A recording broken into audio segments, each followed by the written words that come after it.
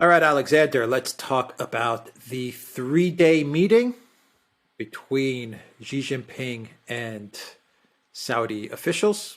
MBS, we could say MBS, but Saudi officials in general. And this is actually not only Saudi Arabia. Many countries are meeting with the Chinese leader.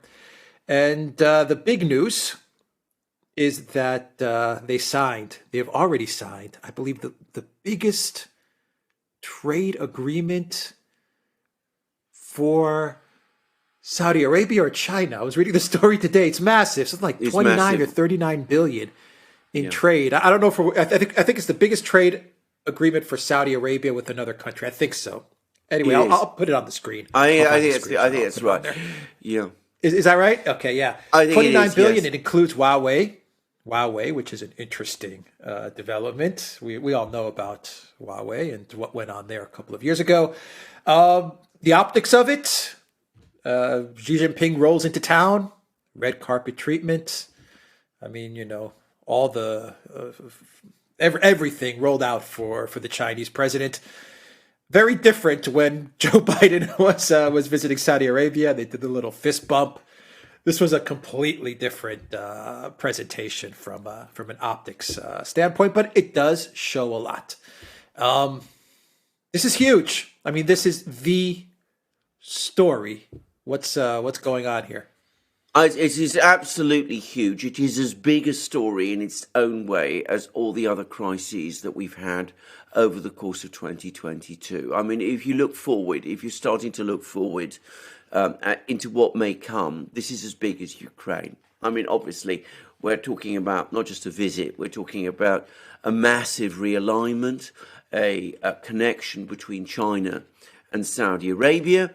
As you said, massive deals between China and Saudi Arabia.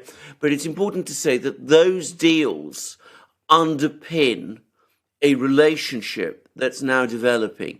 Now, can I just say something? You mentioned Biden's trip to Saudi Arabia a few months ago, which, let's be straightforward about it, was an absolute disaster. It didn't achieve any of its objectives. It didn't get the Saudis to increase oil production. It didn't forge a relationship between Biden and MBS. It was a total zero. I have to say this, I'm going to get some pushback for this. The last time a US president visited Saudi Arabia and was received in this way and gave every impression of valuing the relationship, this long alliance between the United States and Saudi Arabia, which goes all the way back to the days of FDR. The last time that happened was in 2017. And the president in question was Donald Trump. It was his first big visit after he became president. Now, Trump gets called all kinds of things, but he did understand that the key relationship for the United States in the Arab world and amongst the Middle East producers was the one with Saudi Arabia. And he went there and he strengthened that relationship. And again, you may not agree with some of the outcomes. You may not be somebody who supports the Abraham Accords between Israel and the United States and the Gulf states. But that was all built on the relationship with the Saudis that Trump built up. And the United States, since the change of administrations, has totally seen that relationship with the Saudis go up in smoke. And who's stepping in? The Chinese are stepping in. And they're stepping in a massive way. And this is a thing which I think Americans need to start grasping. Once upon a time, not that long ago, in the Middle East, around the world, America was the only game in town. Only the Americans could provide people with technology, investment, industrial development, weapons, all of those kind of things. Today, it isn't like that anymore. China and Saudi Arabia have a long-standing relationship. They were on good terms even during the Cold War. Even during the later period of the Cold War, China and Saudi Arabia established diplomatic relations. They both in those days were a bit wary of the Soviets. In fact, they didn't like the Soviets, so they found that commonality between them. China supplied weapons to Saudi Arabia going all the way back to the 1980s. But today, of course, we're talking about a completely different China. We have a Saudi Arabia led by this extraordinary man, MBS, about whom we could say very much. But the point is the relationship is completely different. And the Chinese are able to come in, and the Russians are there hovering in the background. The Chinese are able to come in, and they can offer the Saudis all the things that the US could once offer, perhaps go even further, and it comes with no strings. It doesn't come with all the moralizing, the interfering, the talk about, human rights violations, all of those kind of things. So the Saudis are now realigning. And I think the other thing I'm going to say about this is that we talked a few weeks ago about how Saudi Arabia joining the BRICS, Saudi Arabia joining the SCO, and now that looks inevitable. Saudi Arabia participating in the launch of the BRICS reserve currency, insisting one day that its oil be paid for in that reserve currency. How that was going to result in a massive, furious response from the US, and that MBS needed to be very careful. The other thing this meeting between Xi Jinping and MBS showcases is that the Saudi establishment, the royal family, the princes, the business people in Saudi Arabia, they have consolidated behind MBS, and they've consolidated behind his line. And so have all the other regional states. The Gulf Cooperation Council, Qatar, Kuwait, the UAE, they're all there. They're all participating in this meeting, as are some of the other key Arab states. So we can see that this isn't just, a drift, a realignment pursued by one man, perhaps a vulnerable person in Saudi Arabia. It's something that the entire Saudi establishment and the Arab establishment are united behind. And again, one can't help but think that this is a product of the failure of US diplomacy in this area. Yeah. If I had told you 3 years ago, 4 years ago, that Saudi Arabia and China would be making these types of deals, you would have probably been like, no chance, never, ever in a million years. And I'm just looking right now on Zero Hedge Alexander, and they're talking about pledges to expand military cooperation to the tunes of tens of billions of dollars. I'm looking at the Wall Street Journal. It says they're setting up a Huawei cloud computing region, building an electric vehicle manufacturing plant, supplying green hydrogen batteries for a futuristic smart city that the prince wants to build. That's a quote. MBS wants to build.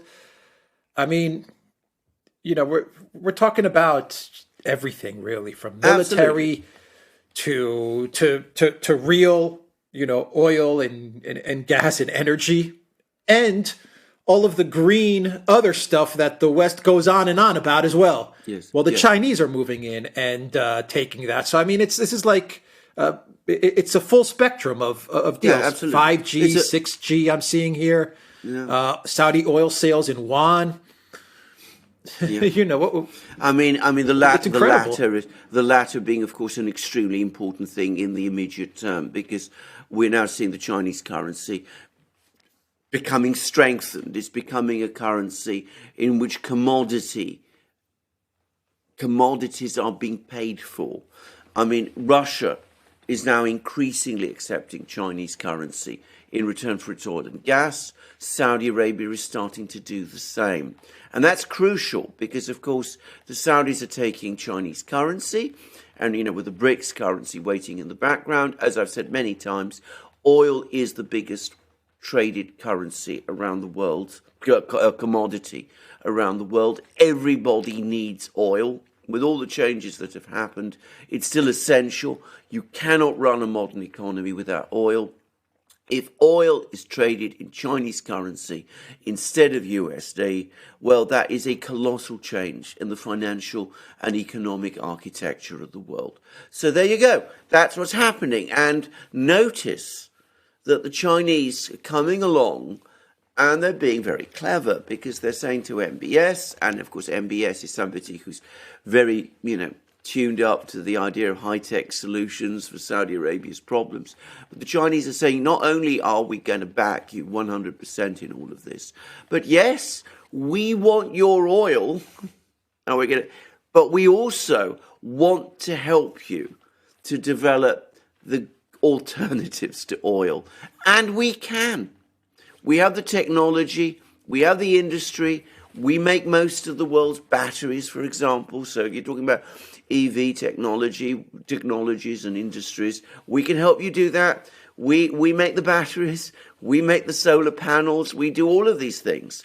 And we can do it. And we can work with you. We can, wire up your cities. We can do all of these things. And we can provide you with weapons. And so can our friends, the Russians, who are also good friends with you. So all of this is now happening in the Middle East. And Saudi Arabia has been the linchpin of the US alliance systems in the Arab world. If the Saudis change sides, the Arab world changes sides. Everyone will follow where the Saudis lead. What an interesting development. I'm just looking here, Alexander, at some images, and the Saudis, actually the king who's sick, uses a walking stick, went all the way to the airport to greet Xi Jinping. Yes. Not MBS, the king himself who's sick and uses a walking stick. I mean, that says a lot. It says it really does say a lot. Yeah. Absolutely. It shows how important the visit is. And I come back to what I'm saying. It signals, obviously he's MBS's father and there's a connection between them. But the king would not be doing that if the entirety of the Saudi dynasty, all the princes weren't united behind this. Saudi Arabia is changing sides. I mean, let's be absolutely clear. This is what is happening. There's still a lot going on. There's still issues with the Iranians, which haven't yet been resolved and probably take a while to resolve. We've still got some lingering US influence in Saudi Arabia. But there has clearly been a decision, and it's not just one man's decision, which we talked about the other day. It's not just one man's decision. It's the decision to switch sides. And can I just say this? 3 years ago, as you rightly said, that would have been inconceivable. And going back 5 years, back to 2017, well, in those days, the Saudis were celebrating their relationship with the US. Donald Trump was coming along. There were all kinds of, it was all the same, spectacle that we're seeing now. But that was being provided to a US president. And that was consolidating a US relationship with Saudi Arabia in the Middle East that extends all the way back, as I said, to the Second World War and to King Ibn Saud's meeting with FDR, I think, after the Yalta meeting, after, FDR went to Saudi Arabia after he met Stalin and Churchill in Yalta, and he had this meeting with King Ibn Saud, and that was the start of that enormous relationship and alliance. And it's been thrown away, because this didn't have to be like this. That's an important thing to understand. It did not have to be like this. But the Saudis have become sick and tired of the fact that they've been asked to bankroll and to work with the US all the time on all the neocons' increasingly disastrous adventures. And they're absolutely sick and tired at the same time of being abused and criticized by the US. And they felt taken for granted by the US for a very long time. And they're saying, you know, Chinese are there with deep pockets, lots of things they can offer us. The US doesn't look in good shape at the moment anyway. Its president is somebody who clearly doesn't like our country, and certainly doesn't like our leader, MBS, and our leader doesn't like him. So the Chinese, they're well organized, they're well run. Their president is an impressive person. From our point of view, he looks like somebody we can work with. They are willing to provide us with all the technology and all the industry we need. They give every impression of wanting to like us and wanting to be friends with us. We have a long-standing relationship with them, going all the way back to the 80s. So let's press forward, let's move forward with it, and let's leave the US behind. And of course, this will evolve in exactly the way you said, with all these enormous relationships, all this technology, all this machinery, all these things that's going to happen, with all the weapons that are going to come and all of this. And it means that for the first time, it looks like that constant spectre I remember from the Cold War, the other side, in those days it was the Soviet Union, would gain control of the Gulf. The wars in Afghanistan in the 70s and 80s were justified on that basis, that, if the Soviets gained control of Afghanistan, their next stop would be the Gulf. And that's why we had to prevent it, and all of this. Well, all that is now all being lost, or perhaps you could say it's been given away. Yeah, the lack of diplomacy coming from the U.S., the unprofessional diplomacy coming from the U.S., the rhetoric, the virtue signaling, the woke virtue signaling, coming out and saying stuff, even if it's true, even if it's the case, saying stuff like, he's a pariah, or, he did this, and the whole Khashoggi thing, and saying that the man is a criminal, and all the things that Biden and his whole team, everything they were saying, it has consequences. Absolutely. People are listening. Yeah. And, this stuff may be true, it may not be true, yeah. But the U.S. consistently, the diplomatic establishment in the U.S., if you can even call them diplomats, they have this need and desire to want to get up on stage, get in front of the podium, and virtue signal how righteous they are and how terrible everyone else is that isn't falling in line with them. He's a pariah, he's a dictator, he's a murderer. And the Saudis are sitting there and they're listening to this. And they do the same thing with Russia. Putin is a dictator. Putin is this. Putin is that. And they have this attitude like, well, no one's listening, or who cares what they think, and we can do whatever we want, and we can say whatever we want. And now it's coming back to bite them in the you-know-what. Exactly. I mean, all this rhetoric and all this stupidity that comes out of their mouth, it has consequences. And then on top of it, they make dumb decisions like an oil price cap. Exactly. And it's like the cherry on top of the stupid cake. Exactly. But that's what it is. Exactly. They don't know how to keep their mouth shut. No, I know. The oil price cap was an idiotic decision. And by the way, since we're just bringing that up, just to say, I'm now reading in the Financial Times that they're all suddenly now criticising Erdogan because of this, big queue of tankers in the Dardanelles and the Bosphorus. That it's all Kazakh oil. So they're now angry with Erdogan over this. And of course, no willingness to accept that it's anything to do with them. It's any part of it is their fault. Go back a few weeks ago to the G20, and Biden refuses to meet with and speak to MBS. Okay, he says, he's going to treat MBS as a pariah. He's going to treat Putin as a pariah. Trouble is, everybody else wants to speak with these people. So who is isolating whom? I mean, it's not correct, by the way. I mean, it's not the Russians and the Chinese are isolating the West. They're isolating the United States.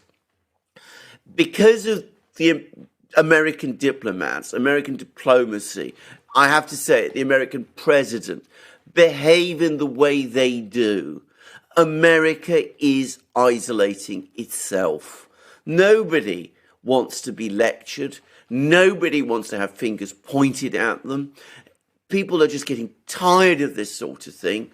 Once upon a time, when the US was the only game in town, they had to put up with it. They don't have to put up with it anymore. There is another side, as I said, that can offer everything. Chinese can offer pretty much everything. The Chinese and the Russians together can offer everything. So people say, enough's enough.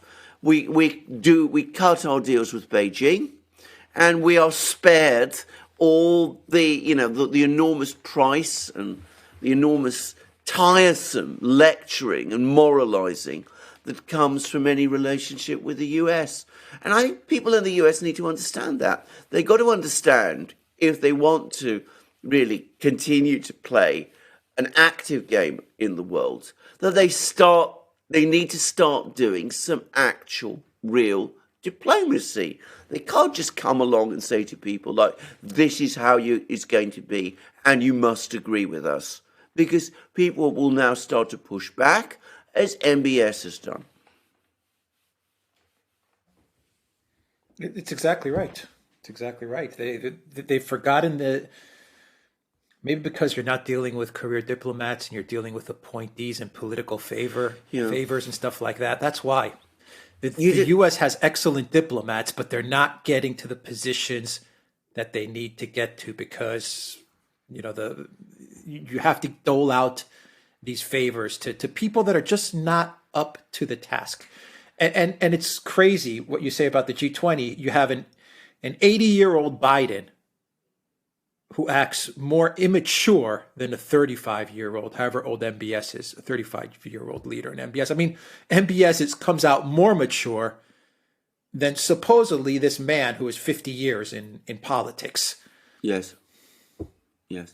I'm going to have to qualify what you said, because, of course, certainly the US used to have outstanding diplomats. But remember, I have connections in the academic world and, by the way, the student world through, my fact that my wife works in academia. I've been seeing the kind of things that come out of the international relations, the IR departments in the US universities. And they make my stomach turn. I mean, if this is how America trains its diplomats, if the sort of focus on, that I've seen, the types of subjects that seem to be given priority in IR studies are representative of the kind of thinking that, American diplomats are coming at, people who graduate and want to join the State Department are coming out with, well, all I could say is I shudder for the US, because the kind of people that are doing this sort of thing are going to be hopelessly disconnected from the real world. The last person in the US to do diplomacy was Donald Trump. And he was good at it, by the way, despite what you hear. Outside, the Europe and, the West itself, the G7, when he interacted with Asian leaders, with African leaders, with Arab leaders, as we've seen, they liked him. He listened. He was out to cut deals. Perhaps he wasn't the most professional about doing it. He didn't always know, all the niceties. He didn't understand the protocols sometimes. But they didn't care, because they liked him. He listened to them. They didn't get the sense that he was judging them all the time and that he was going to read out lectures to them. And I can remember that, he was going around Asia, and you could see Asian leaders warming to him in the way that they didn't warm to Obama, and they certainly aren't warming to Biden. It wasn't from the State Department. The people, the officials in the State Department were embarrassed by Donald Trump, because, of course, they don't do diplomacy anymore. And as I said, if you see what is coming out of the IR departments, you can see why. Yeah. All right. A massive story. and Massive. one that everyone should be following because this is big. Okay, the Duran. It's huge. Locals.